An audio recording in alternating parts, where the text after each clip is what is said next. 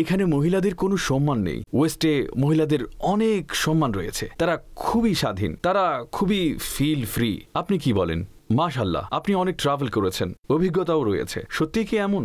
আমি এটা মনে করি যে আমাদের এখানে মহিলারা হচ্ছেন রানী। যেভাবে আমাদের মহিলারা তো ঘরের মধ্যেই বসে থাকেন এবং মাশাআল্লাহ পুরুষরা উপার্জন করে নিয়ে আসেন। ইউরোপে যতক্ষণ পর্যন্ত ঘরের সকল সদস্য কাজ না করে ততক্ষণ পর্যন্ত ঘর খরচ পূরণ করতে পারে না।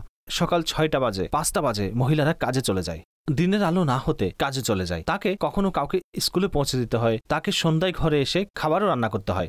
অর্থাৎ খুবই টপ লাইফ। যারা যায়নি তাদের মনে হচ্ছে, যখন যাবেন তখন বুঝতে পারবেন যেখানে সবাইকে পরিশ্রম করতে হয়, যেখানে বাবা করেন, সন্তান কাজ করেন, ভাই কাজ করেন, তারা যা নিয়ে আসেন ঘরের মহিলাদের সামনে পেশ করেন। একেবারে এমনটাই নয়, এখানে তো ইজ্জত ও সম্মানের ব্যাপারটা অনেক বেশি।